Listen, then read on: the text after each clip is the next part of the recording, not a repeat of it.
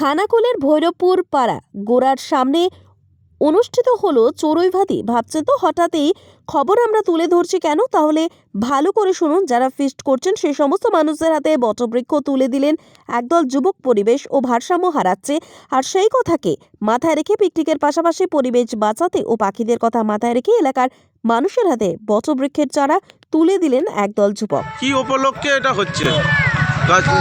এই কৃষিটা আমরা এই কৃষিটা গত 12 বছর ধরে করছি এবং এই কৃষিটা শুধু আমরা খাওয়া দাওয়ার জন্য করি না।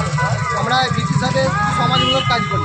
যেমন ধরুন বয়স্ক মেয়েদের কিছু কম্বল দান, যেসব ছোটো ছোটো কৃষিরা স্কুল মানে পড়াশোনা করতে পারে, যেমন স্কুল যায় না, কিছু ব্যাগ বই খাতা দিয়ে যাতে তাদের আগ্রহটা হয় স্কুল যাওয়ার জন্য, এইসব চেষ্টা করি। এই বছর যেমন আমরা রেখেছি এই বইকালবেলা আমাদের জল ও মিষ্টি প্রদান হয়েছে, যে পথচলতি মানুষেরা আছে, এবং আমরা কিছু বটবৃক্ষ প্রদান করতে পেরেছি যাতে একটু সমাজটা যেভাবে দূষণ হচ্ছে যাতে একটু পরিবেশটা সফল করার জন্যে আমরা এই চেষ্টা রেখেছি।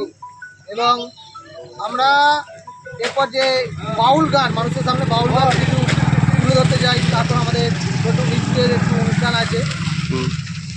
এইভাবে আমরা মানে 12টা ছেলে মিলে আমরা এটা গত 12 বছর ধরে এই কৃষিটা করি। অনেকে কৃষি করা যে খাওয়া দাওয়ার জন্য, আমাদের মেন উদ্দেশ্য এটা নয়। আমাদের মেন উদ্দেশ্য সমাজমূলক কিছু কাজের জন্য ছোটো একটু পিকনিক করে ওই সমাজমূলক কাজটা আমরা বেশি করি। এবং আমাদের পিকনিকটায় প্রায় 50 থেকে 60 হাজার টাকা আমাদের বাজেট থাকে, যার মানে 70% আমরা সমাজমূলক কাজের জন্য আমরা ব্যয় করি, 20% আমরা আমাদের পিকনিকের জন্য ব্যয় করি। আমরা ভবিষ্যতে আরও কিছু সমাজমূলক কাজের সঙ্গে যুক্ত থাকতে আমাদের এই সব বন্ধু আছে সকলেই